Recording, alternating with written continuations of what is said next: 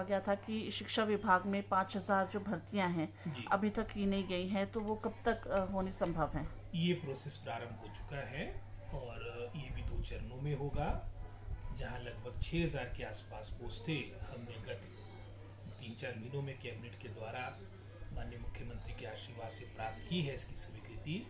तो इसकी रिक्रूटमेंट का प्रोसेस भी प्रारंभ हो चुका है। 2521 पोस्टें हमारी एलिमेंट्री एजुकेशन की बैच वाइज के माध्यम से भरी जाएगी, चाहे उसमें हमारे जेबीटी अध्यापकों की बात हो, चाहे सीएनबी की बात हो, पीटीएस की बात होगी।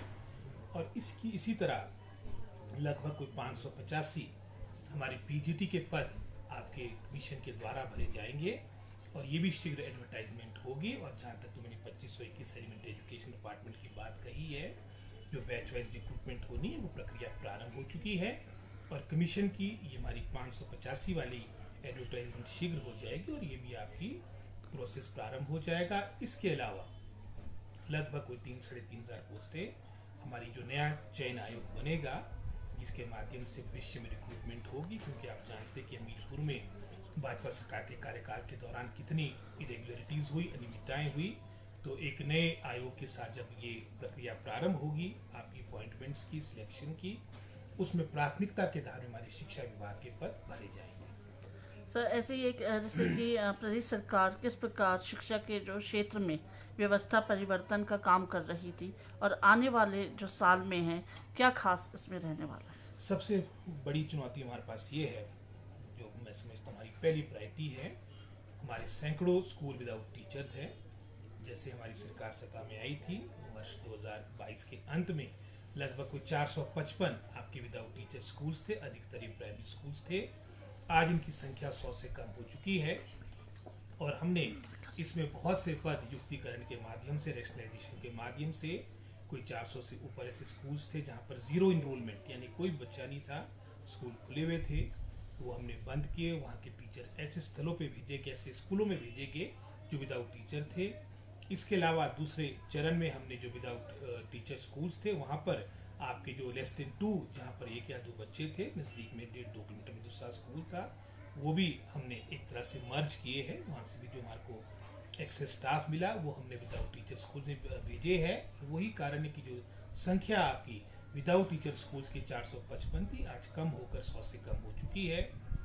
और इसके अलावा लगभग कोई 3,000 के आसपास हमारे सिंगल टीचर स्कूल्स है, इसको भी हम युक्तिकरण के माध्यम से करेंगे। जहाँ इनरोलमेंट अच्छी होगी वहाँ हम अध्यापक भेजेंगे, जहाँ पर इनरोलमेंट कम होगी, उदाहरण के तौर पे अगर 5 से कम बच्चे होंगे तो वहाँ पर 1 टीचर रहेगा, अगर वहाँ पर 2-3 टीचर्स है, क्योंकि इस तरह से प्रेस के माध्यम से भी कई सूचनाएं आई है, टीचर ज़्यादा और आपके बच्चे कम, तो वो भी एक रैशनलाइजेशन के माध्यम से करेंगे। जहाँ हमारी पहली प्राथमिकता है कि हमारे पास पूरे ये पद भरे जाए और सोच यही है कि हमारी क्वालिटेटिव एजुकेशन, आज आवश्यकता है कि हम क्वालिटी की तरफ जाए। एक अच्छा आधारभूत ढांचा शिक्षा विभाग का पूरे प्रदेश में बन चुका है, 15,000 से अधिक हमारे शिक्षण संस्थान है, लेकिन आवश्यकता उनकी कंसोलिडेशन की है, उनको स्ट्रेंथन करने की है। सर, इसमें एक सवाल ये भी है कि जैसे हर विधानसभा में जो है 4 जो है इंग्लिश मीडियम स्कूल खोलने की बात की जा रही है, तो ये कब तक संभव हो पाएगा? शुरुआत ये कब तक होगी? इसका मैं समझता हूँ सर्वे हो रहा है और हम प्रथम चरण में यही कोशिश करें कि जो हमारे तहसील हेडक्वार्टर के स्कूल्स है, सब तहसील हेडक्वार्टर के स्कूल्स है, ये जो हमारा क्लस्टर है जहाँ पर 6-8 पंचायतों का केंद्र बिंदु है, ऐसे स्कूल्स को स्ट्रेंथन किया जाएगा जहाँ पर इंग्लिश मीडियम तो है ही है, इसके साथ मैं समझता हूँ जहाँ पर हमारे पास साइंस का पूरा स्टाफ उपलब्ध हो, कॉमर्स का पूरा स्टाफ उपलब्ध हो। और ऐसे स्कूल जहाँ पर मैं समझता हूँ आपने जगह जगह तो हमने पॉलिटिकली खोल दिए, आपके कहीं साइंस दे दी, कहीं कॉमर्स दे दी, कई जगह आपके टीचर है बच्चे नहीं है, तो ये सारी बातें जैसे मैंने एलिमेंट्री एजुकेशन की बात भी की है, इसको हम रैशनलाइज करेंगे।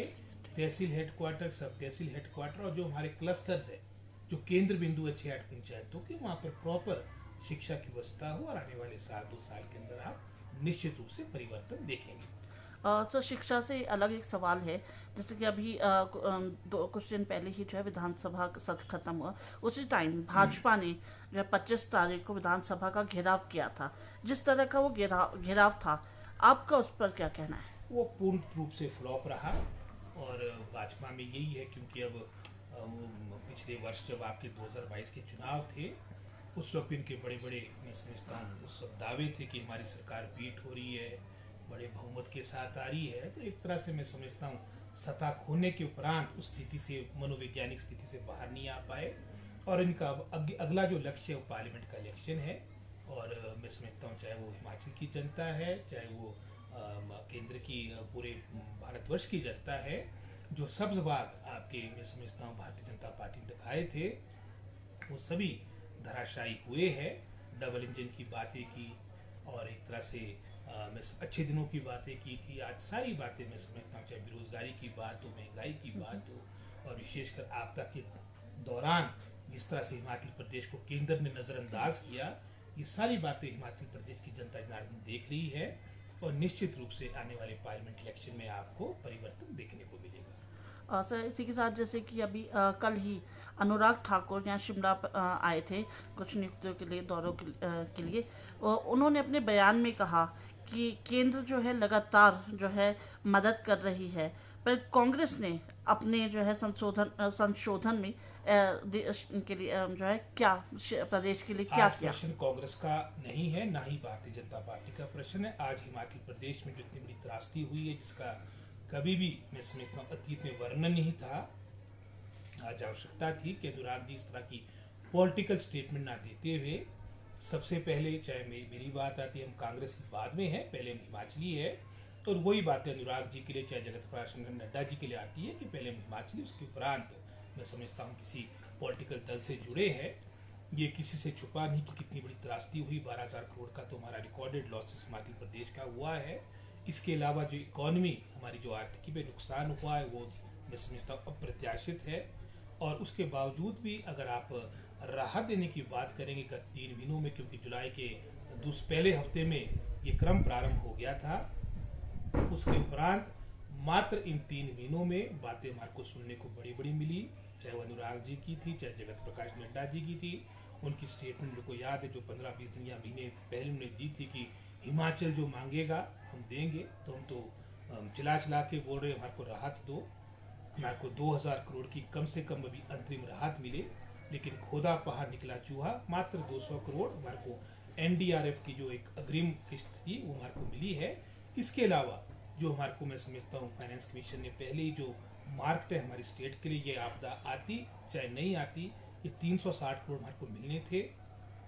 वो 2 किस्तों में 180 करोड़ की 2 किस्तें दी 360 करोड़ की, और एक लगभग 189 करोड़ का जो हमारे पिछले वित्तीय वर्ष का 2022-23 का हमारा पैसा केंद्र के पास किसी ऑब्जेक्शन के कारण रुका पड़ा था, वो रिलीज हुआ है। इसके अलावा सिर्फ 200 करोड़ हिमाचल प्रदेश को मिला है, और लगभग कितनी जाने, 400-450 जाने की, कितने लोग मिसिंग है। और प्रदेश का, जैसे मैंने पहले कह दिया कि 12,000 करोड़ की क्षति हुई, 3,000 करोड़ की तो पीडब्ल्यूडी की हमारी लॉसेज हुए हैं, जो चक्की मोड़ से लेके आपको चंबा तक देखने को मिलेंगे। तो मैं समझता हूँ इस स्थिति में हमारे को आशा थी। चाहे मोदी जी की बात आती है, वो अपने हिमाचल प्रदेश को अपना दूसरा घर कहते हैं, हमारे प्रभारी रहे जगत प्रकाश नड्डा जी, और हमारे अनुराग ठाकुर जी तो आज अपनी पार्टी को ही नहीं, हिमाचल प्रदेश को यूनियन कैबिनेट में रिप्रेजेंट करते हैं। वो हमारी प्रदेश की मदद करें, और ये हम आशा रखते हैं। और सारी बातें हिमाचल प्रदेश की जनता जनार्दन अपनी पॉलिटिकल जागरूकता के लिए, अपनी परिपक्वता के लिए जानी जाती है, वो सारी बातों को देख रही है, कौन मदद कर रहा कौन नहीं कर रहा है, और आने वाले चुनाव में इन बातों का निश्चित रूप से जवाब मिलेगा।